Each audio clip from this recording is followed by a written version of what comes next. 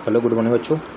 तो आज हम पढ़ने वाले हैं क्लास 9th का जो हिस्ट्री पढ़ रहे थे उसका 4th चैप्टर आज पढ़ेंगे विश्व युद्ध के बारे में। विश्व युद्धों का इतिहास क्या है, यानी वर्ल्ड वार कैसे स्टार्ट हुआ था, रीजन क्या थे, और आपको पता है कितने वर्ल्ड वार हुए हैं आज तक 2 वर्ल्ड वार हुए हैं, फर्स्ट एंड सेकंड्स।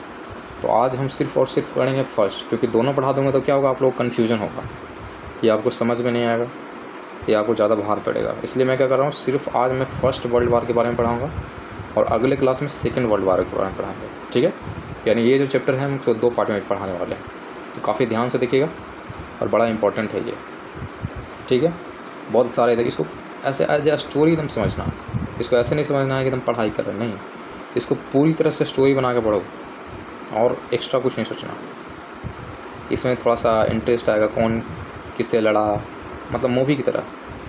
इसमें कुछ गद्दार कंट्री भी आएगा, वो उसमें पलट जाएगा, ऐसे हो जाएगा, इस तरह की बातें होंगी, तो थोड़ा इंटरेस्ट लेकर पढ़ना है, ठीक है। तो स्टार्ट करते हैं, सारे बच्चे ध्यान से देखिएगा। पहला है फर्स्ट वर्ल्ड वार। तो फर्स्ट वर्ल्ड वार स्टार्ट कब हुआ था? 1914 में स्टार्ट हुआ था और 1918 में ख़त्म हुआ था। लगभग 4 साल चले। देखो, एंडिंग नहीं पता हो, टेंशन नहीं लेना, स्टार्टिंग याद रखना है। 1914 में स्टार्ट हुआ और 4 साल एडअप कर लेना, यानी कि 1918 में ख़त्म हुआ है। अब देखो, विश्व युद्ध का कारण क्या है, बहुत बड़ा क्वेश्चन से ज़्यादा है कि कारण क्या क्या है। बहुत सारे कारण आपको दिखाए जाएंगे, तो आपको कारण पूछेगा, तो कारण बताइए। तो बहुत सारे कारण था। पहला कारण था साम्राज्यवादी प्रतिस्पर्धा। देखो, जब से लड़ाई होता है, घर में भी अगर लड़ाई होता है या कहीं भी दोस्तों के बीच में लड़ाई भी होता है, तो क्या होता है, कोई भी चीज़ होता है धीरे धीरे क्या होता है, अनबन बढ़ते बहुत ज़्यादा बढ़ जाता है, तब जाके लड़ाई होता है। तो ये जितने भी सारे पॉइंट्स उसमें सारा चीज़ वही है। धीरे धीरे वो चीज़ बढ़ते गया और अंत हो गया, तो क्या हो गया, वर्ल्ड वार का रूप ले लिया वो, समझ रहे हो। तो फर्स्ट पढ़ते हैं साम्राज्यवादी प्रतिस्पर्धा। इसमें क्या होता है, कोई भी कंट्री अपने आप को रिच करना चाह रहा है, इसमें मनी की बात होगी। जैसे भारत है, तो भारत ग्रो करके क्या कर चाहेगा कि नंबर 1 पहुँच जाए, तो इसके लिए कुछ भी करेगा, है कि नहीं। तो याद रखना है, साम्राज्यवादी प्रतिस्पर्धा का मतलब क्या होता है, कोई भी कंट्री अपने आप को मतलब इकोनॉमिकली बहुत ज़्यादा अमीर होना चाहता है, तो उसी को बोलते हैं साम्राज्यवादी प्रतिस्पर्धा। यानी कि वो कंट्री चाह रहा है कि हम ज़्यादा अमीर बने, वो कंट्री चाह रहा है कि हम ज़्यादा अमीर बने, ठीक है। और उसी समय क्या हुआ था, लगभग औद्योगिक क्रांति आया था। औद्योगिक क्रांति पहली बार कहाँ लाया था, तो इंग्लैंड में आया था, ठीक है। लेकिन बाद में क्या हुआ, जर्मनी, इंग्लैंड स्टार्टिंग में बहुत अमीर था, ठीक है, लेकिन जर्मनी का जो है औद्योगिक क्रांति हुआ यहाँ बहुत लेट से स्टार्ट हुआ। फिर भी जर्मनी का देखो पावर, कि इतना जल्दी स्पीड ग्रो करना शुरू हुआ कि एकदम फर्स्ट पे पहुँच गया। यानी कि फर्स्ट वर्ल्ड वार के समय आते आते जर्मनी नंबर 1 पहुँच गया था। मतलब सबसे रिचेस्ट कंट्री उस समय कोई था तो वो जर्मनी था। इसके पास सारा सामान था, हथियार था, फैक्ट्री था, सब चीज़ था। जर्मनी नंबर 1 पे था उस समय, ठीक है। और जो ये एशिया और अफ्रीका पे थे, और क्या था, इन लोग किसका राज था, इंग्लैंड और फ्रांस का राज था। जर्मनी क्या करा, जैसे जैसे अमीर हुआ तो उपनिवेश बनाना शुरू किया। उपनिवेश का मतलब क्या होता है, उपनिवेश का मतलब होता है कि नए नए देशों पर कब्जा करना, नए नए राज्यों पर कब्जा करना, उस पर कंट्रोल करना, ठीक है। लेकिन जर्मनी देखो एशिया और अफ्रीका पर कब्जा नहीं किया था, क्योंकि ऑलरेडी किसका कब्जा था, इंग्लैंड और फ्रांस का कब्जा था। जैसे एशिया में हम लोग क्या था, इंडियन लोग आते हैं, तो इंडिया पर कब्जा किसका था, ब्रिटेन का था, इंग्लैंड का था, है कि नहीं। तो एशिया और अफ्रीका में ज़्यादातर फ्रांस और इंग्लैंड का ऑलरेडी कब्जा था, क्योंकि ये पुराने लोग हैं। और जर्मनी जो है नए नए जगहों पर क्या करा, कब्जा करना शुरू करा। तो जर्मनी को कोई नहीं मिला, तो इसने क्या करा, पतनशील तुर्की पर नियंत्रण स्थापित करा। तुर्की उस समय ग्रो नहीं कर रहा था, नॉर्मल था, तो जर्मनी ने क्या करा, इस पर क्या करा, नियंत्रण कर लिया। साथ में इसने सुल्तान जो वहाँ के था, वहाँ के जो राजा थे, ठीक है, तो उनसे क्या बोला कि हम बर्लिन से लेकर बगदाद का रेल बिछाएंगे, और वहाँ का राजा मान भी गया। देखो, बड़ा इंपॉर्टेंट है, तुर्की का राजा मान भी गया। उन्होंने, जर्मनी क्या बोला कि हम बर्लिन से लेकर बगदाद के बीच में रेल लाइन बिछाएं, ताकि हम क्या हो, कोई भी औद्योगिक चीज़ें हैं उसको आने ले जाने में ट्रांसपोर्टेशन क्या आसानी मिले। लेकिन इससे क्या हुआ, फ्रांस और रूस को बड़ा दिक्कत हुआ। कोई भी कंट्री नहीं चाहेगा कि अरे दूसरा कंट्री ग्रो करे, तो इसको बहुत दुख हुआ फ्रांस और रूस को। इसने विरोध करा कि नहीं, ये सही चीज़ नहीं है, तुम रेल नहीं बिछा सकते हो, ठीक है। और इससे पहले क्या हुआ था, नहीं, फर्स्ट वर्ल्ड वार से बहुत पहले, यानी कि 1905 में क्या हुआ था, रूस और जापान के बीच में लड़ाई हुआ था, समझ रहे हो। रूस और जापान के बीच में लड़ाई हुआ था, जिसमें कौन होता, जापान ऑलरेडी जीत चुका था। तो जापान को भी बड़ा मतलब तैस था, कि जापान भी बहुत मतलब क्या बोलते हैं, तैस में था। ये भी चाहता था कि हम किसी को कब्जा करना शुरू करें, समझ रहे हो, ये बात। और उस समय लास्ट आते आते अमेरिका भी क्या हुआ, उस समय अमेरिका भी ग्रो करना शुरू किया, वो भी ग्रो करना स्टार्ट कर दिया, ठीक है। लेकिन जर्मनी नंबर 1 पे था। सेकंड माना था रीजन उग्र राष्ट्रवाद। उग्र राष्ट्रवाद का मतलब होता है कि नेशनलिटी, मतलब नेशनलिज्म काफ़ी ज़्यादा भरा हुआ है ना, कि जैसे कि हम लोग हैं इंडियन लोग, तो देश के लिए क्या करना चाहते हैं, मरना मिटना चाहते हैं, मतलब राष्ट्रीयता की भावना काफ़ी ज़्यादा उत्पन्न हो जाता है, तो उसको बोलते हैं उग्र राष्ट्रवाद। यानी कि प्यार वाला नहीं है, उग्र वाला है, लड़ाई झगड़ा वाला राष्ट्रवाद, समझ रहे हो, नेशन के लिए तो मर मिटने वाला। तो बहुत सारा क्या हुआ कि समान जाति धर्म भाषा के आधार पर क्या हुआ, लोग नया नया कंट्री बनाने के बारे में सोचने लगे कि हम इस जाति के हैं तो हम नया देश बनाएंगे।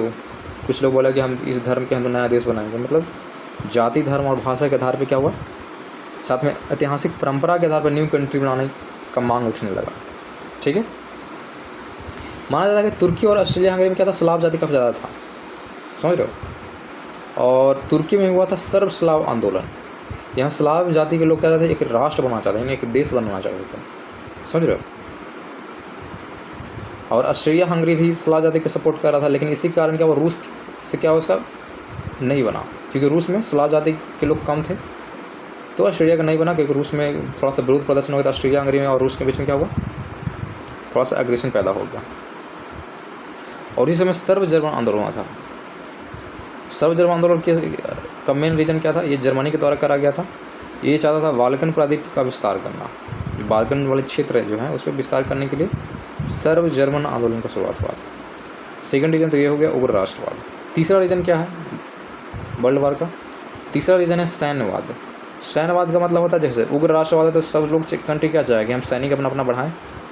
तो देखो क्या क्या हुआ, फ्रांस जर्मनी और यूरोपीय जो कंट्री थे वो अपने GDP का, यानी कि जितना उनका राष्ट्रीय आय था उसका 85% उन्होंने क्या करा, सैन्य के लिए, मतलब कि युद्ध वाला सामान के लिए, सेना के लिए उन्होंने इस्तेमाल करना शुरू किया। 85%, सोच लो, राष्ट्रीय आय के 85% कोई कंट्री अगर खर्च कर रहा है तो सोच लो क्या कितना बड़ी बात है।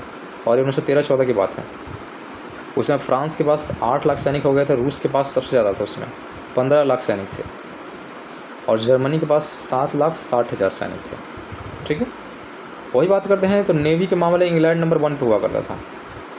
तो जर्मनी के लगा गया भाई नेवी में तुम आगे क्यों रहोगे, हम भी आ रहे हैं। तो जर्मनी ने क्या करा, 1912 में एक अब नया अपना सबसे बड़ा जहाज़ बनाया, मतलब इसको इंग्लैंड को चिढ़काने के लिए, इंग्लैंड को जलाने के लिए इसने क्या करा, एक सबसे बड़ा जहाज़ बनाया जिसका नाम था इम्परेटर। उस समय का सबसे बड़ा जहाज़, यानी कि फर्स्ट वर्ल्ड वॉर के समय सबसे बड़ा कोई जहाज़ था, उसका नाम क्या था, इम्परेटर नाम था, समझ गया। इस पर बहुत सारा मूवी भी बन चुका है हॉलीवुड का, आप देखोगे तो इम्परेटर बहुत आज भी अभी रखा होगा शायद। तो नेवी जो था इंग्लैंड का नंबर था, तो जर्मनी क्या हुआ, बहुत ज़्यादा ग्रो करना शुरू किया, नेवी के मामले में बहुत पीछे था, एक ग्रो करते करते वर्ल्ड में सेकंड नंबर पर पहुंच गया जर्मनी, जो कि बहुत बड़ी बात है, ठीक है। चौथा रीज़न है गुटों का निर्माण। गुटों का ग्रुपिंग का निर्माण, जैसे आप कॉलेज वगैरह में पढ़ते हो या स्कूल में पढ़ते हो तो आपका ग्रुपिंग होगा कि आप अपने दोस्तों का अलग ग्रुप बनाए होंगे, कोई दूसरा आपका दुश्मन वाला है तो वो उसने अपना अलग ग्रुप बनाया होगा, है कि नहीं। स्कूल में भी फाइट होता है कि उस ग्रुप और उस ग्रुप में फाइट हो रहा है, होता है कि नहीं। और क्लास 9th में तो ऐसा तो होता ही होगा। दूसरे कंट्री के बीच में है जो अपना अपना नया अपने सोच के हिसाब से, अपने फ़ायदे के हिसाब से क्या हुआ, सब देश अपना अपना ग्रुप बनाने लगा, ठीक है। और माना जाता है कि जो गुट निर्माण है, यानी गुटबंदी का जो जन्मदाता माना जाता है, वो जर्मन चांसलर थे बिस्मार्क, उनको बनाता था। जर्मन चांसलर हैं जिनका नाम है बिस्मार्क, इन्हीं को बनाता है जन्मदाता गुटबंदी, यानी ग्रुपिंग करने का जो आइडिया कंसेप्ट आया इनके ही माइंड में आया था, समझ गए। इन्होंने द्वैध संधि करा था पहली बार 1879 ईस्वी में, 1879 यानी कि 1879 ईस्वी में द्वैध संधि करा था ऑस्ट्रेलिया के साथ। उस समय ऑस्ट्रेलिया का नाम सिर्फ ऑस्ट्रेलिया नहीं था, ऑस्ट्रिया हंगरी नाम था, ये ध्यान देना थोड़ी सी बात। जिसमें फर्स्ट वर्ल्ड वॉर हुआ था उसमें ऑस्ट्रेलिया का नाम सिर्फ ऑस्ट्रेलिया नहीं था, ऑस्ट्रिया हंगरी था। तो ऑस्ट्रेलिया हंगरी के साथ इन्होंने क्या करा, जर्मनी के साथ इन्होंने क्या करा, द्वैध संधि कराया। तो याद रखना है द्वैध संधि कब हुआ, 1879 में। किसके साथ, तो ऑस्ट्रिया हंगरी के साथ और जर्मनी के साथ, दोनों कंट्री ने करा। फिर क्या हुआ, त्रिगुट संधि करा गया, इसमें भी बिस्मार्क का काफ़ी योगदान था। त्रिगुट संधि जो करा गया, जिसको ट्राइपोल बोला गया, त्रिगुट है 3 कंट्री शामिल होगा। इसमें जर्मनी ऑलरेडी था, ऑस्ट्रेलिया हंगरी था, और साथ में इसमें इटली को ऐड करा गया। और किसके अपोजिट में बनाया गया था, फ्रांस के विरोध में बनाया गया था, समझ रहे हो। ये जो गुट का निर्माण हुआ है ये फ्रांस के विरोध में हुआ था, ऐसा ही नहीं हुआ। लेकिन इसमें इटली जो है ये ट्रस्टेबल नहीं है, इसे यही बोल रहा था। जैसे आप ग्रुपिंग बना दो, कोई एक दोस्त का गद्दार निकल जाता है, बहुत हरामी टाइप का होता है। इसी तरह से इटली जो था ये थोड़ा सा गद्दार टाइप का था। इसका मेन मोटो ये नहीं था कि हम इसको सबको हेल्प करेंगे साथ में ऐड। इसका मेन मोटो था कि ऑस्ट्रेलिया हंगरी जो कंट्री है उसका कुछ हिस्सा को हम हड़प लें और साथ में फ्रांस को हेल्प करें या फ्रांस का मदद ले, हम जो किसी से लड़े तो, समझ रहे हो। इसका मेन मोटो ये था और कुछ इसका मोटो नहीं था। देखो फ्रांस को हेल्प करना मोटो था। देखो फ्रांस इसमें नहीं है, जर्मनी ऑस्ट्रेलिया हंगरी है, इंटरनली क्या कर रहा है, फ्रांस को हेल्प कर रहा है। जो फ्रांस किसका है, अवॉइड में इसका है, देख रहे हो। इटली ऑलरेडी स्टेबल नहीं था, ऑस्ट्रेलिया ने कुछ हिस्सा को क्या करना था, हड़पना काम था, जो किसका दोस्त नहीं बनता। और साथ में फ्रांस जिसका दुश्मन था उसको क्या कर हेल्प करना ही चाहता था। मेन मोटो इसका ये था। और लास्ट में को पता चल जाएगा कैसे पलट जाता है, कंट्री सीधे पलट जाएगा वर्ल्ड वार में, देखिएगा इटली को। ठीक है, आगे बढ़ते हैं। तब इसी के विरोध में क्या अपोजिट में क्या बनाया गया। अब देखो अपोजिट में आपको ग्रुप बनेगा कि नहीं बनेगा। जैसे आप कोई ग्रुप बनाओगे तो आपको अपोजिट में जो आपको अपोजिशन वाला होगा या आपका जो दुश्मन होगा वो भी अपना ग्रुप बनाएगा। तो ग्रुप बनाया, फ्रांस ने बनाया, फ्रांस उसमें एडअप करा गया रूस और ब्रिटेन को ऐड करना कि त्रिदेशीय संधि को बोला गया, जिसको ट्रिपल एतात बोला जाता है। ये त्रिदेशीय संधि थी। इसमें क्या था, देखो यहाँ पे याद रखने वाली, त्रिगुट बोलेगा तो ये अलग हो जाएगा और त्रिदेशीय बोले तो अलग हो जाएगा, समझना है बात को। त्रिगुट में हो जाएगा जर्मनी ऑस्ट्रेलिया हंगरी इटली, ठीक है। और यहाँ बात करें त्रिदेशीय में, तो त्रिदेशीय में हो जाएगा फ्रांस रूस और ब्रिटेन, 3 कंट्री, क्लियर है। तो ये था गुटों का निर्माण। अब बात करते हैं घटनाक्रम, क्या क्या घटना हुआ, कैसे कैसे हुआ वर्ल्ड वार का शुरुआत, उसको अब डिटेल में पढ़ते हैं। तो ये रीज़न था, क्या क्या कारण था, मेनली आपको 4 कारण बताएं। अब घटनाक्रम देखते हैं। अब आया 1914 के समय था, ठीक है। अब ये मोरक्को है, मोरक्को से ही स्टार्ट हो रहा है युद्ध का, स्टार्ट जो है मोरक्को से ही है, मोरक्को और बाल्कन द्वीप, ठीक है।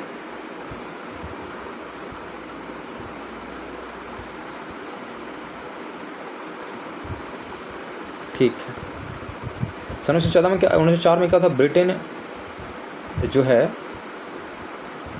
इसने एक संधि करा था, ठीक है। मिस्र के जितने भी उपनिवेश हैं, नहीं देखो क्या हुआ, सन 1904 में एक संधि करा गया, ब्रिटेन ने एक संधि करा, इसमें क्या हुआ, मिस्र के जितने उपनिवेश थे, मिस्र में उपनिवेश करने का इसको मतलब उसको पावर दिया गया, यानी ब्रिटेन जो है मिस्र को अपने अंडर कर सकता है, यानी कब्जा कर सकता है उस पर। तो इसने क्या करा, मिस्र को अपना उपनिवेश बना लिया। साथ में क्या हुआ, फ्रांस ने मोरक्को को हथिया लिया, फ्रांस ने क्या करा, मोरक्को को हथिया लिया। और जो भी संधि हुआ 1904 में, तो इस संधि के तहत ये हुआ, ठीक है। 1911 में क्या हुआ,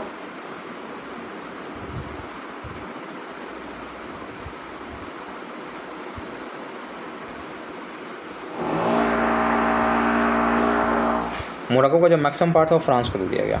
देखो यहाँ तो समझने वाली बात है। 1911 में क्या हुआ, मोरक्को का जो मैक्सिमम पार्ट था वो फ्रांस के पास चला गया। और इससे क्या हुआ, जर्मनी को बहुत दुख हुआ।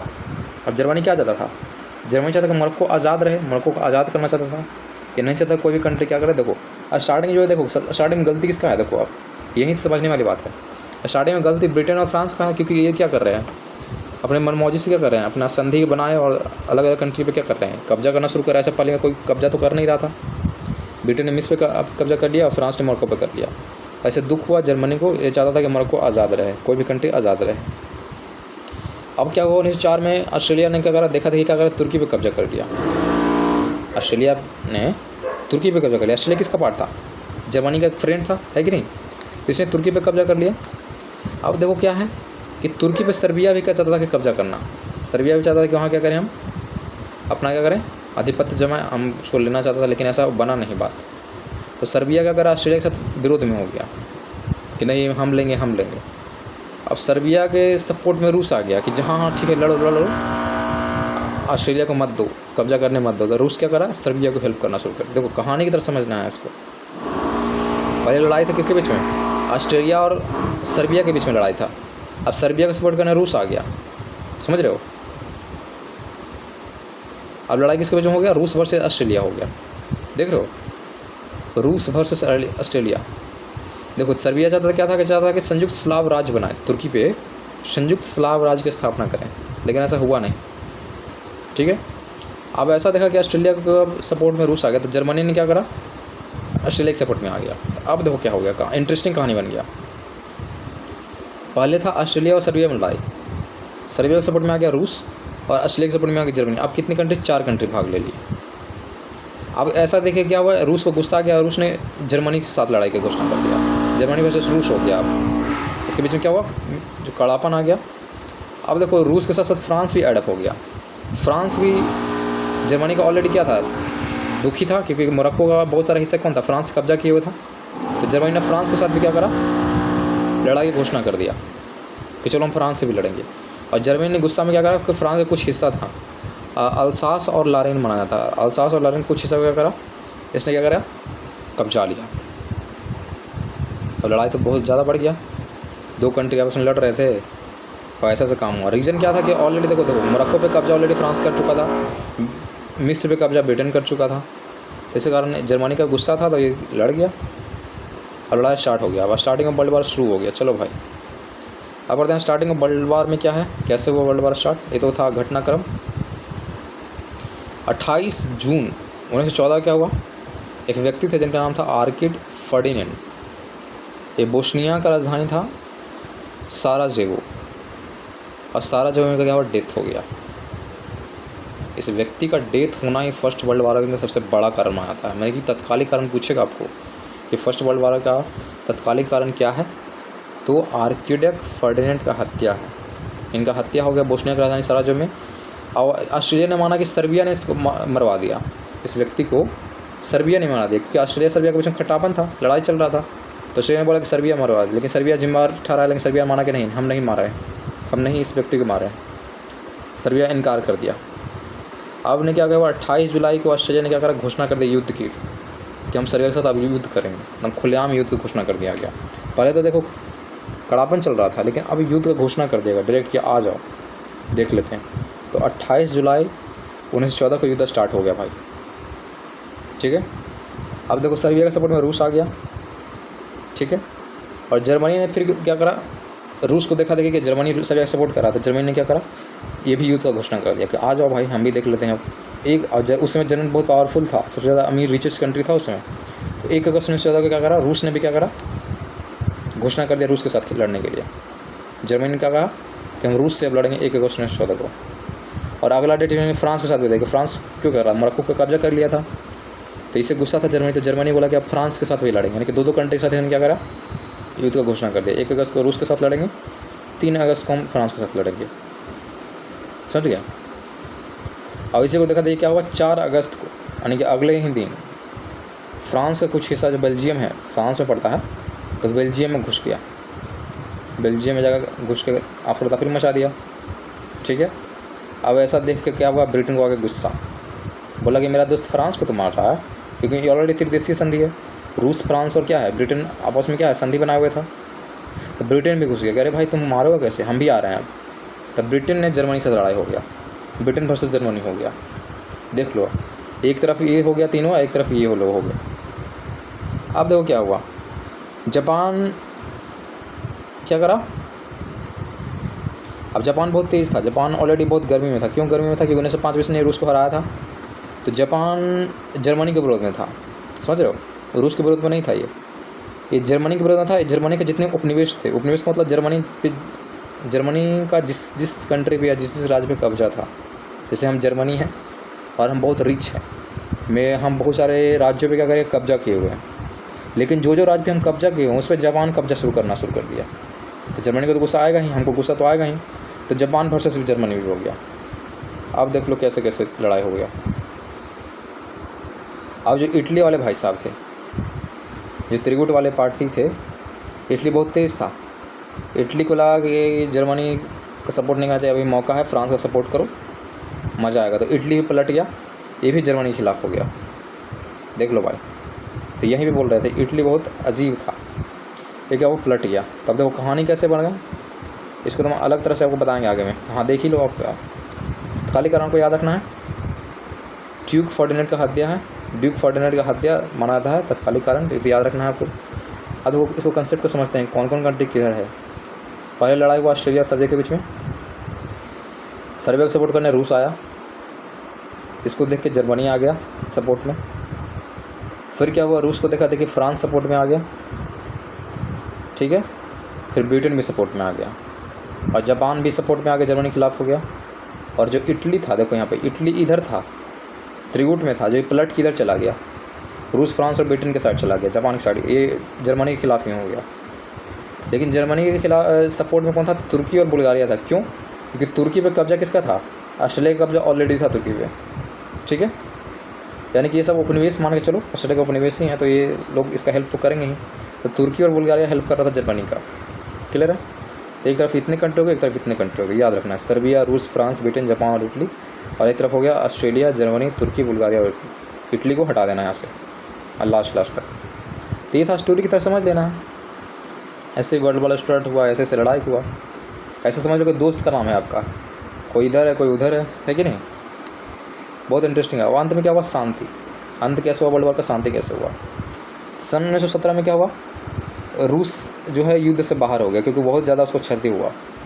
रूस जर्मनी से लड़ रहा था, तो बहुत ज़्यादा इसको मतलब हानि हुआ। 6 लाख इसके सैनिक मारा गया रूस का। तो रूस ने बोला कि चलो हम हट रहे हैं, हम नहीं लड़ना चाहते हैं। और वहाँ पे क्या हुआ? नया नेता जो लेनिन थे, उन्होंने वो क्या बोला, वोल्शेविक सरकार बनाई, यानी कि नई सरकार गठन हुई। यानी कि वहाँ रूस के जो लोग थे अपने में क्या, ये लोग चाहते थे कि युद्ध विराम हो। तो नई सरकार जब ऐसा फैसला लिया तो बहुत खुश थे वहाँ लोग, यानी उन्होंने सरकार का रिस्पेक्ट करा, जनता ने बोला कि थैंक यू बोला सरकार को। लेकिन जर्मनी क्या समझा इस बात को कि रूस हार गया, हार मान लिया खुद को। लेकिन रूस अपने मर्जी से बाहर हुआ था, हार के बाहर नहीं हुआ था, ये बात ध्यान में रखना है। लेकिन जर्मनी को लगा कि नहीं, कमज़ोर पड़ गया रूस, इसलिए बाहर हो गया, कमज़ोरी समझा, इसलिए उसने क्या करा, शर्त रख दिया, और बहुत बड़ा शर्त रखा, और रूस को लास्ट में मानना ही पड़ा। रूस 1918 में रूस और जर्मनी के बीच क्या हुआ? शांति संधि हुआ। बड़ा इंपॉर्टेंट है ये, यानी कि फर्स्ट वर्ल्ड वार के समाप्त के समय ही क्या हुआ? पहली बार संधि किसके बीच हुआ? रूस और जर्मनी के बीच में। बहुत इंपॉर्टेंट है ये, ठीक है, 1918 में। अब देखो, अभी भी लग रहा हो कि जर्मनी अभी जीत रहा, लेकिन देखो क्या होगा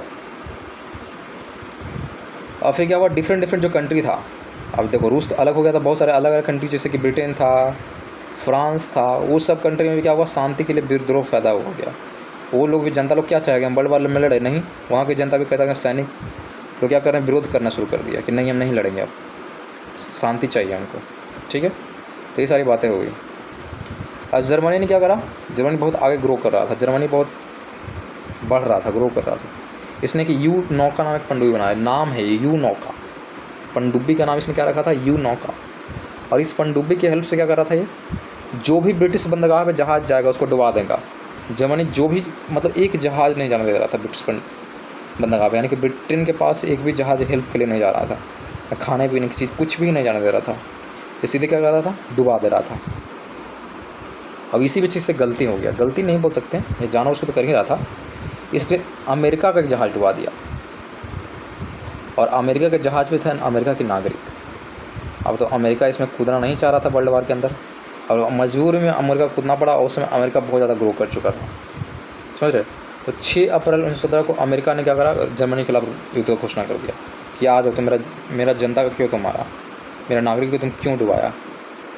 और अमेरिका क्या करता? उसमें हेल्प कर रहा था, ब्रिटेन का सामान दे रहा था उसमें, मतलब वो बहुत तेज़ है। अमेरिका भी देखो कि क्या करेगा, कोई भी 2 कंट्री लड़ाई होता है तो सेना के लिए क्या हथियार बेचता है, ये बेचता है कि नहीं।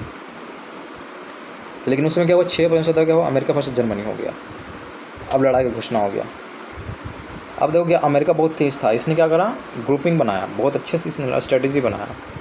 1918 में क्या करा? अमेरिका, फ्रांस और ब्रिटेन, रूस तो अलग हो गया था, अलग, तो अमेरिका, फ्रांस और ब्रिटेन सब साथ में मिलकर जर्मनी पर हमला करा, एक साथ। बोल रहा था अलग अलग मत लड़ाई करो, सब साथ में लड़ो। और इससे क्या हुआ? जर्मनी को हारना पड़ा। देखो कैसे जर्मनी जो सहयोगी थे उनका हारना स्टार्ट हो गया। तो पहली बार जो हारे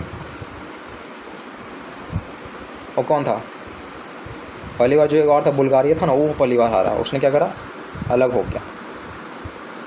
देखो हेल्प कर रहा था, देखो यहाँ पे बुल्गारिया था और तुर्की था, तो सबसे पहले बुल्गारिया ही अलग हुआ। बुल्गारिया बोला कि हम नहीं, अब से हमसे लड़ाई नहीं होगा। इसने क्या करा? बाहर हो गया बुल्गारिया, या ध्यान रखना है, ठीक है।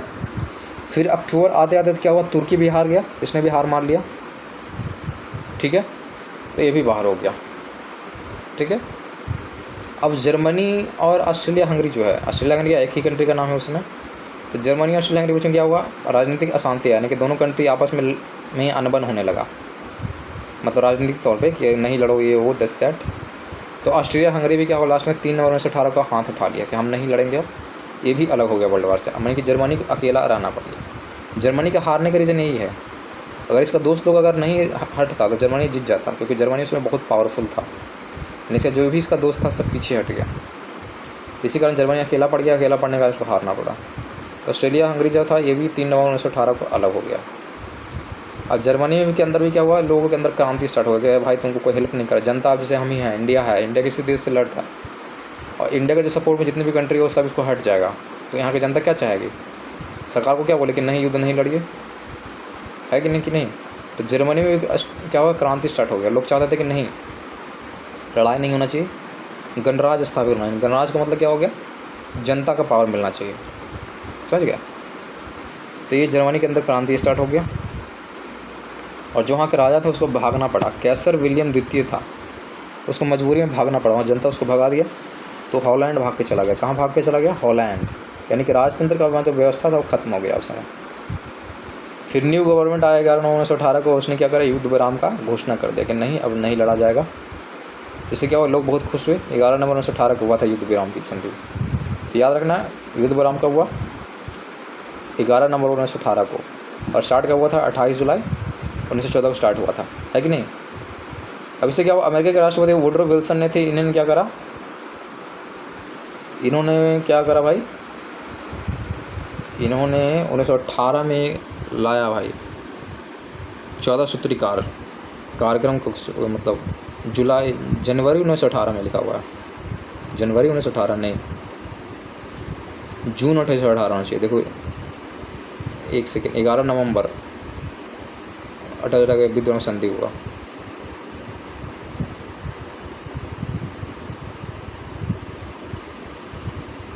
पता नहीं क्या है ये, देख लेना आप कब है ये, जून या जुलाई, कोई छोड़ दो इसको, इसको भी मत याद रखो।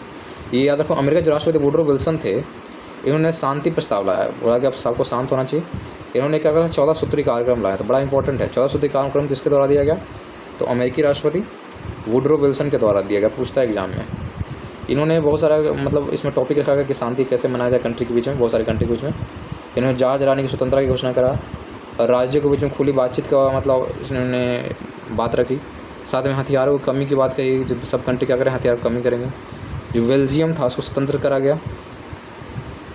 जो फ्रांस का जो क्षेत्र था अल्सास और लॉरेन, उसको वापस भेजा गया। किस भी कब्जा किसका था, जर्मनी का कब्जा था, जर्मनी घुस के कब्जा कर लिया था अल्सास और लॉरेन को, लेकिन मजबूरन क्या करा, जर्मनी हार गया तो फ्रांस को क्या करना, वापस करना पड़ा। फिर अंतर्राष्ट्रीय संगठन बनाया गया जिसमें बहुत सारे क्या होंगे, टॉप कंट्री क्या होंगे, एक संधि बनाएंगे, तो अंतर्राष्ट्रीय संगठन भी बनाया गया। तो ये था 14 सूत्री कार्यक्रम का मेन मोटो था। अब इसी के मतलब जो युद्ध समाप्त होता है इसी के अंदर में वायसराय की संधि बहुत ही इंपॉर्टेंट है, क्योंकि फर्स्ट वर्ल्ड वॉर के लिए तो इम्पोर्टेंट है, ये सेकंड वर्ल्ड वार के लिए भी बहुत इंपॉर्टेंट है।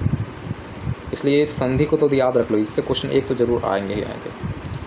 तो वायसराय की संधि, वायसराय की संधि इसका नाम क्यों पड़ा, क्योंकि जगह एक था वायसराय, उसी कारण इसका नाम पड़ा। जनवरी से जून के बीच में ये संधि चला था 1919 में। जो विनर कंट्री है इसने मित्र राष्ट्र को बुलाया था, जो भी कंट्री जीत चुका था उसको मित्र राष्ट्र बोलते, जिसके फ्रांस है, ब्रिटेन है और आप बोल सकते हो अमेरिका, ये सारे क्या हैं, मित्र राष्ट्र हैं। तो जो विनर कंट्री उन्होंने शुरू करा, मतलब जो हारा हुआ कंट्री को वो वैल्यू नहीं दिया गया, जो जीता हुआ कंट्री उन्होंने ये वायसराय की संधि स्टार्ट कर दिया। पेरिस का एक उपनगर है वायसराय, वहाँ पे संधि करा गया और साथ में पेरिस में भी करा गया, यानी 2 जगह पे करा गया, पेरिस के अंदर और वायसराय के अंदर, ठीक है। इसमें लगभग 27 कंट्री ने भाग लिया, और लेकिन मेनली 3 कंट्री लीड कर रहा था, ब्रिटेन, फ्रांस और अमेरिका लीड कर रहा था। वहाँ ब्रिटेन के पीएम लॉर्ड जॉर्ज वहाँ थे, तो ये लीड कर रहे थे। फ्रांस के जो प्रधानमंत्री हैं जॉर्ज क्लेमेंसू, ये लीड कर रहे थे, और साथ में अमेरिका के जो प्रेसिडेंट है यानी कि राष्ट्रपति हैं वुडरो विल्सन, ये 3 लोग वहाँ पे मेनली काम कर रहे थे, मतलब यही 3 लोग हेड थे। लॉर्ड जॉर्ज ब्रिटेन के प्रधानमंत्री, जॉर्ज क्लेमेंसू फ्रांस के प्रधानमंत्री, और वुडरो विल्सन जो अमेरिका के राष्ट्रपति, ठीक है। इसमें देखो वायसराय संधि में बहुत ख़राब चीज़ की गई, जो लूज़र कंट्री है जैसे कि जर्मनी है, तुर्की वगैरह जो भी है, सबको इस युद्ध का जिम्मेवार इसको ठहरा दिया गया कि युद्ध लड़ा इसी कारण, यही सब जिम्मेवार है, यही स्टार्ट करा, ये वो दूसरे सब इसी पर भंडा फोड़ दिया गया। लेकिन रियलिटी हम लोग देख चुके हैं, रियलिटी क्या स्टार्ट किसने करा, स्टार्ट हम लोग देख चुके हैं कि सर्बिया ने करा, उससे पहले फ्रांस ने भी करा चुका था, मोरक्को पे कब्जा कर लिया था, ब्रिटेन भी कब्जा कर चुका था तुर्की पे। तो स्टार्टिंग तो इन लोग करा था, लेकिन सारा दोस्त किसे मर दिया, जो कंट्री हार गया, जर्मनी पे मर दिया गया। ठीक है, ऐसे क्या हुआ, रूस को बाहर रखा गया, क्योंकि रूस ऑलरेडी फर्स्ट वर्ल्ड वॉर से बाहर हो गया था, तो उसको बाहर रखा गया, उसको एडप्ट नहीं करा गया वाइसराय संधि के अंदर। मुख्य संधि जो हुआ जर्मनी के बीच में हुआ 28 जून 1919 को, वाइसराय संधि उसको मनाया जाता है। और ये संधि जो है जर्मनी के मन से नहीं हुआ, उसको मजबूर करा गया, समझ रहे हो। 28 जून 1919 को वाइसराय संधि हुआ, ये डेट याद रखना है आपको। जर्मनी को दोषी ठहराया गया, जो फ्रांस का जो क्षेत्र था अल्सास और लॉरेन क्षेत्र, वो वापस दे दिया गया, जिस पे जर्मनी का कब्जा था। साथ में जो सार क्षेत्र है, जहाँ पे कोयला खदान था जर्मनी का, उस पर भी अब क्या होगा, 15 साल तक फ्रांस क्या करेगा, 15 साल के लिए फ्रांस को दे देगा। सोचो कितना दुख की बात है। जो अल्सास लॉरेन का क्षेत्र वापस कर दिया, फिर भी बदला के लिए ऐसा कराया इन्होंने। 15 साल के लिए जो है जर्मनी का कोयला खदान के अंडर में चला गया, फ्रांस के अंडर में चला गया, फ्रांस में कब्जा हो गया। ये मतलब ये फैसला लिया गया इस संधि के अंदर। जो प्रशासन जो है वो राष्ट्र संघ कंट्रोल करेगा, यानी ग्रुप ऑफ कंट्री जो वो कंट्रोल करेगा वहाँ का प्रशासन। जो युद्ध पूर्व क्षेत्र है, यानी जर्मनी से पहले जो युद्ध पूर्व क्षेत्र था, जैसे हम लड़ाई से पहले जो मेरा इलाका था, वो इलाका जो है डेनमार्क को दे दिया गया, बेल्जियम को दे दिया गया, पोलैंड को दे दिया गया, साथ में चेकोस्लोवाकिया को दे दिया गया। यानी कि सब क्षेत्रों को बांट दिया गया, यानी जर्मनी के क्षेत्र को छीन लिया गया। एक तरह से मान लो डेनमार्क, बेल्जियम, पोलैंड और चेकोस्लोवाकिया को दे दिया गया। ठीक है, जो राइन नदी घाटी क्षेत्र है जो जर्मनी के अंदर पड़ता है, इसको सेना रहित करा गया, यानी कि यहाँ पे आप जर्मनी की सेना नहीं रख सकते। आप जर्मनी को बोला गया आप यहाँ पे सेना नहीं रख सकते। राइन नदी घाटी पर पहले रखा गया था, क्योंकि जर्मनी का पानी का ही बहुत वैल्यू था पहले। तो राइन नदी घाटी क्षेत्र में सेना रहित करा गया। फिर जर्मनी सेना को भी क्या लिमिट कर दिया गया, सीमित कर दिया गया। ये वाइसराय की संधि में बोला है कि 1 लाख से ज़्यादा आप सैनिक नहीं रख सकते, लेकिन फर्स्ट वर्ल्ड के समय कितना था जर्मनी के पास, आपको बताया भी थे, लगभग 8 लाख या 6 लाख समथिंग था, है कि नहीं, देख लीजिए एक बार फिर से कितना था। ठीक है, तो लेकिन क्या कर दिया गया, अब 1 लाख तक सीमित कर दिया गया कि अब 1 लाख से ज़्यादा सैनिक आप रख ही नहीं सकते हो। ठीक है, वायुसेना पनडुब्बी रखने का अधिकार भी छीन लिया कि आप वायुसेना भी नहीं रख सकते हो, ना ही पनडुब्बी आप रख सकते हो। ठीक है, इतने सारे मतलब इस पर सोच लो कितना ज़्यादा इस पर हार्ड करा गया। जितने उपनिवेश था जर्मनी का, उपनिवेश मतलब समझ रहे हो, जिस पे जर्मनी का कब्जा था पहले से, या युद्ध के समय जिसने कब्जा करा था, तो सारे उपनिवेश क्या करा गया, बांट दिया गया। विजित मतलब बांट देना, आपस में बांट लिया गया। जो विजित है, जो जीता हुआ था, उसको आपस में कौन बांट लिया, जीता हुआ कंट्री था वो बांट लिया। जैसे क्या होता है, जैसे आप मान के चलो राजा महाराजा पर लड़ते थे, जैसे चोरी मान लो ना, चोर किसी घर में डाका डाला, ठीक है, तो जो भी सामान क्या करता आपस में बांट लेता है कि नहीं। तो उसी तरह से यहाँ है, जो जर्मनी का उपनिवेश था उस पर कब्जा कर जो भी था उससे क्या हुआ, सबको आपस में बांट लिया, जो जीता हुआ कंट्री था वो। ठीक है, अब देखते हैं कौन कौन सा क्षेत्र कौन किसको किसको मिला। जो टोगा था, टोगा को ब्रिटेन ले लिया। ठीक है, टोगा को ले लिया ब्रिटेन। कैमरून को फ्रांस ले लिया। सोचो कैमरून पे भी कब्जा किसका था, जर्मनी का था, लेकिन सब अब देखो बांट रहा है उसमें, तो ध्यान देना। टोगा को जर्मनी ले लिया, कैमरून को फ्रांस ले लिया। साउथ अफ्रीका, ये south west Africa and south Africa में स्थापित उपनिवेश है, जब ब्रिटेन, बेल्जियम और साउथ अफ्रीका साथ में पुर्तगाल बांट लिया। देखो 2 जगह उपनिवेश था, साउथ वेस्ट अफ्रीका और साउथ अफ्रीका में था ये। तो यहाँ जो भी उपनिवेश था उसको क्या करा, ब्रिटेन, बेल्जियम, साउथ अफ्रीका और पुर्तगाल आपस में बांट लिया। ठीक है, जर्मनी को कुछ नहीं दिया गया। प्रशांत क्षेत्र पे भी कब्जा था जर्मनी का।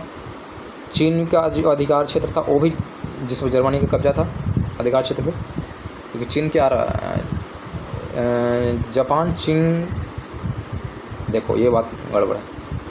मित्र राष्ट्र का सहयोग था चीन, इंपॉर्टेंट, ये बड़ा, ये थोड़ा ध्यान देने की बात है। जब चीन वर्ल्ड वार लड़ा था, ये मित्र राष्ट्र का सहयोग था। मित्र राष्ट्र मतलब अमेरिका और फ्रांस और ब्रिटेन का ये सहयोगी था चीन, समझ रहे हो। फिर भी क्या हुआ, ये चीन का जो अधिकार क्षेत्र था, मतलब चीन का कुछ क्षेत्र जर्मनी कब्जा किए हुए था। अब जब युद्ध समाप्त हो तो चीन को वापस देना चाहिए, लेकिन चीन को वापस नहीं दिया गया। ये जिसका अधिकार क्षेत्र था वो जापान को दे दिया गया, समझ रहे हो। चीन को नहीं दिया गया, बल्कि जो चीन का जो अधिकार क्षेत्र था जिस पे जर्मनी का कब्जा था, जर्मनी को हारने के बाद जापान को दे दिया। तो चीन को तो दुख होगा कि नहीं, इसी कारण आज भी देखते हो कि जापान और चीन के बीच में बहुत ज़्यादा बनता नहीं है, बहुत लड़ाई होता है नदियों के बीच में, इन लोगों के बीच में अनबन बहुत ज़्यादा होता है। तो ये बात है। लेकिन यहाँ पे देखो कितना ज़्यादा करप्शन है। ये मित्र राष्ट्र का सहयोगी था फिर भी नहीं दिया गया। फिर क्या हुआ, मित्र राष्ट्र का जो हानि हुआ उसका हर्जाना भी जर्मनी को चुकाना था। मतलब जो भी आप लड़ाई करके जो मित्र राष्ट्र को आप हानि पहुँचाएँ और सबका पैसा आप ही भरो। तो लगभग 6 अरब 10 करोड़ पाउंड का हर्जाना मतलब मरा उस समय 1914 में। सोच लो 6 अरब 10 करोड़ पाउंड हर्जाना भरना पड़ा जर्मनी को। जर्मनी का जो इकोनॉमिक स्थिति कितना नीचे चला गया, बहुत नीचे चला गया। मतलब जर्मनी सीधे गरीब मान के चलो हो गया। और एक बात और भी है, यहाँ पे लोग कितना ज़्यादा करप्शन है देखना। जर्मनी के साथ तो संधि हुआ अलग, वैसराय संधि, और जिसका सहयोगी था जैसे कि तुर्की सहयोगी था इसका, फिर क्या था, हंगरी, जो ऑस्ट्रिया हंगरी था, उसके साथ भी क्या करा गया, अलग तरह से संधि करा गया। मतलब जर्मनी की तरह संधि नहीं करा, उस मतलब जो भी सहयोग था उसके साथ अलग तरह के संधि करा गया, अलग से संधि करा गया। जैसे ऑस्ट्रेलिया हंगरी है तो ऑस्ट्रेलिया हंगरी का विभाजित कर दिया, इसको बांट दिया गया, ऑस्ट्रेलिया को अलग हंगरी को अलग। ठीक है, ऑस्ट्रेलिया हंगरी को बोला गया कि हंगरी, चेकोस्लोवाकिया, पोलैंड, ये सबको आज़ाद करने यानी फ्री करने का घोषणा करा गया। जबकि हिस्सा था ऑस्ट्रेलिया हंगरी का हिस्सा था, फिर भी क्या करा, हंगरी को अलग करा गया, चेकोस्लोवाकिया को सबको आज़ाद घोषित करा गया। पोलैंड जो भी क्या यूक्रेन का मतलब कंट्री सपोर्टिव कंट्री है कि नहीं, तो ये सब क्या है, इस सबको क्या करा, आज़ाद घोषित करने को बोला गया। और मजबूरी में क्या उसके पास आज़ाद घोषित करना पड़ा। जो क्षेत्र थे ऑस्ट्रेलिया हंगरी के क्षेत्र थे, इन देशों को दे दिया, साथ में इटली को भी दे दिया गया। ये याद रखना है, ऑस्ट्रेलिया का जो क्षेत्र था बांटा तो गया, 3 सारे कंट्री को भी दिया गया, साथ में कुछ हिस्सा जो इटली को भी दे दिया, क्योंकि इटली क्या करता था, सपोर्ट किया था मित्र देश का, पलट गया था, पलटी मार दिया था, तो इटली को भी दे दिया गया। तो ये भी बड़ा इंटरेस्टिंग चीज़ है। जो बाल्कन क्षेत्र है जहाँ पे क्या था, जर्मनी का कब्जा था, है कि नहीं, जहाँ विस्तार किया था जर्मनी फर्स्ट वर्ल्ड के समय। लेकिन बाल्कन क्षेत्र में बहुत सारा बदलाव किया गया, अनेक राज्य बनाए गए, भूभागों का हस्तांतरण करा गया। जो भी मतलब जो भाग है उसको मतलब कोई उस कंट्री को दे दिया गया। समझ रहे हो। अब क्या हुआ, बाल्टिका राज्य जो है रूस में पड़ता है, इसको स्वतंत्र घोषित करा गया। बाल्टिका राज्य ये रूस के अंडर में था, इसको क्या करा गया, स्वतंत्र घोषित करा गया। क्योंकि रूस ने क्या करा था, कोई हेल्प नहीं करा था, मतलब उतना हिस्सा लड़ाई नहीं लड़ा था। तो बाल्टिका क्षेत्र रूस के हिस्सा में था, मतलब रूस वाला क्षेत्र था, फिर भी इसको क्या करा, स्वतंत्र घोषित करा कि इसको आज़ाद रहना है, रूस का हिस्सा नहीं रहेगा, आज़ाद है अकेला। अब देखो तुर्की ने बहुत सपोर्ट किया था जर्मनी का। अब देखो तुर्की का कितना गंदा हाल करेगा ये लोग, तुर्की का एकदम ब्रेक डाउन कर देता है। जो मित्र कंट्री है इसने क्या करा, ब्रिटेन ने क्या करा, फ़िलिस्तीन मुस्टामिया जो है, जो इराक़ वाला हिस्सा है, ये ब्रिटेन ले लिया। फ़िलिस्तीन और मुस्टामिया जो है, जो अभी करंट में इराक़ वाला हिस्सा है, इस पर ब्रिटेन का कब्जा हो गया। ठीक है, फ्रांस ने ले लिया सीरिया वाला हिस्सा। ठीक है, सब तुर्की के अंडर में आता था, ये उपनिवेश की तरह था, तुर्की के अंडर में आता था। ठीक है, लेकिन सबको क्या करा, आपस में बांट लिया, छीन लिया। अधिकांश भूभाग को यूनान और इटली को दे दिया गया, और तुर्की को एकदम छोटा सा राज्य मान दिया गया, मतलब छोटा राज्य घोषित कर दिया गया। तुर्की एकदम छोटा हो गया, और इसका मेन पार्ट ब्रिटेन ले लिया, जैसे फ़िलिस्तीन और मेसोपोटामिया। कुछ पार्ट फ्रांस ले लिया, जैसे कि सीरिया ले लिया। और जो अधिकांश भूभाग है वो यूनानी कंट्री और साथ में इटली के लोग ले लिए, यूनानी लोग और इटली को दे दिया गया, और तुर्की बच गया छोटा सा। देखो ये हाल हुआ है हारने के बाद। अब आता है क्या करते हैं मेन पार्ट ये है कि इसी के समय क्या हुआ, जब समाप्ति हुआ तो राष्ट्र संघ की स्थापना हुई। राष्ट्र संघ से बोलते हैं लीग ऑफ नेशन, यानी बहुत बड़े बड़े कंट्रियों का एक ग्रुपिंग बना। और इसका काम क्या था, विश्व शांति करना, झगड़ा खत्म करना, आक्रमणकारी क्षेत्रों, जो भी क्षेत्र रहेगा, जो भी कंट्री रहेगा, उस पर आर्थिक और सैनिक कार्रवाई करना। जैसे रूस अभी लड़ रहा है यूक्रेन से, तो रूस पे आर्थिक कार्रवाई भी करा गया, क्योंकि सामान कोई नहीं खरीद रहा था रूस से, तेल वगैरह कोई नहीं खरीद रहा था। साथ में सैनिक कार्रवाई भी किया जा रहा है। तो इस तरह की बातें की गई, और राष्ट्रसंघ के द्वारा, आज भी राष्ट्रसंघ है, ये सारा चीज़ देखता। फिर क्या हुआ, अमेरिका जो प्रेसिडेंट था वुड्रो विल्सन, इन्होंने 14 सूत्री सिद्धांत दिए थे इस समय। फिर जो है राष्ट्र क्या लिखा हुआ है, सदस्य राष्ट्र जो है उसका दशा सुधार करा गया। सदस्य राष्ट्र मतलब जो राष्ट्र संघ का जो मेन सदस्य होंगे उसका दशा सुधारने के लिए हेल्प मिलेगा, बाकी को हेल्प नहीं मिलेगा, लेकिन जो राष्ट्र संघ के हिस्सा है उसको मिलेगा जरूर। तो ये था। अब युद्ध का समाप्त हो गया। अब युद्ध शांति का परिणाम क्या हुआ? युद्ध समाप्त हो गया, शांति हो गया, जो शांति संधि हुआ, इससे फ़र्क क्या पड़ा? ये बड़ा इंपॉर्टेंट है कि नहीं? तो देखिएगा, अब तक सबसे भयावह युद्ध माना जाता है फर्स्ट वर्ल्ड वार। जैसे पहले तो कोई वर्ल्ड वार हुआ ही नहीं था, लड़ाई हुआ ही नहीं था। इसमें लगभग 45 करोड़ लोग प्रभावित हुए थे, 60 लाख लोग मारे गए थे। लगभग 1/7 लोग हैं, जितना मतलब हिस्सा लिए थे उसका 1/7 यानी कि 60 लाख लोग मारे गए। यानी 7 गुना करो 7 6 42, लगभग कितना हो गया? 4 करोड़ लोग हिस्सा भाग लिए थे, 4 करोड़ 20 लाख लोग, इसमें 60 लाख लोग मारे गए। ठीक है, प्रभावित हुए थे 45 करोड़ लोग, लाखों लोग अपंग हो गए। फिर हवाई हमला हुआ, जिससे क्या हुआ? अकाल आ गया, जिससे खेती पर तो हो नहीं सकता है, महामारी भरा, जहाँ पे खेती होना है बम वगैरह गिरा हुआ है, कचरा है, गाड़ी घोड़ा है, समझ रहे हो? महामारी बहुत ज़्यादा फैला, बीमारी वगैरह। विभिन्न देश का जो पॉलिटिकल और इकोनॉमिकल है वो बहुत ज़्यादा बदलाव हुआ। बहुत सारे कंट्री में क्या हुआ, मतलब क्या बोलते हैं, राजतंत्र की स्थापना खत्म हो गया, मतलब लोकतंत्र शुरू हो गया, इस तरह की मान सकते हो। वही बोला गया, न्यू राजनीतिक व्यवस्था स्टार्ट हुआ हर एक कंट्री के अंदर। यानी जो साम्यवादी सरकार की कंसेप्ट आना शुरू हो गया। साम्यवादी का मतलब जिसमें जनता को ज़्यादा पावर मिलता है, समझ रहे हो? इसका कंसेप्ट आना शुरू हो गया। तो 3 शासक वंश थे मेनली, वो बिल्कुल हम खत्म हो गए। शासक वंश मतलब राजा महाराजा का शासन मान के चलो, समझ रहे हो? जैसे रूस में था और रोमानोव शासन, वो समाप्त हो गया। जर्मनी के अंदर था होहेनजोलर्न शासन, ये भी समाप्त हो गया। ऑस्ट्रिया हंगरी जो कि पहले साथ में था, अब तो अलग हो गया ना युद्ध के बाद, लेकिन ऑस्ट्रिया हंगरी साथ में था। उस समय क्या था यहाँ पे? हेब्सबर्ग का शासन था। हेब्सबर्ग मतलब राज का शासन था, राजा महाराजा का, तो उसको भी समाप्त कर दिया। कुछ समय बाद तुर्की में भी जो राज शासन था उसको हटा दिया। यहाँ पे उस्मानिया वंश का मतलब शासन था तुर्की के अंदर, उसको भी समाप्त कर दिया। यानी कि कुल मिलाकर लोकतंत्र की स्थापना होना शुरू हो गया। और फिर देखो क्या हुआ, इससे क्या हुआ? राष्ट्रीय हंगरी को अलग कर दिया गया, बताएं दिया गया। चेकोस्लोवाकिया, पोलैंड, ये सब कंट्री को क्या स्वतंत्र घोषित कर दिया गया। छोटे छोटे कंट्री हैं लेकिन सब क्या आज़ाद हैं। यूरोप का जो है वर्चस्व समाप्त हो गया। पहले यूरोप का बहुत वैल्यू था, लेकिन इसका वर्चस्व समाप्त हो गया। और इस समय क्या हुआ? अमेरिका पावरफुल कंट्री बनना शुरू हो गया। यानी कि यूरोप को पीछे छोड़ते हुए अमेरिका नंबर 1 पे आना शुरू हो गया। कुछ समय बाद सोवियत संघ, यानी कि जो रूस है, उसमें सोवियत संघ था, बहुत सारे कंट्री को ग्रुपिंग था, इसी कारण क्या बोलते हैं? सोवियत संघ बोलते थे। लेकिन अभी फ़िलहाल में क्या है? रूस है। तो क्या हुआ था? रूस भी बहुत ग्रो करने लगा और रूस बन गया नंबर 1, पावरफुल ये भी बन गया, समझ रहे हो? यानी अमेरिका और रूस ही उस समय बहुत ज़्यादा पावरफुल था। फिर एशिया अफ्रीका है। एशिया अफ्रीका में क्या हुआ? स्वाधीनता आंदोलन शुरू हुआ, ठीक है। और 1905 में क्या हुआ था?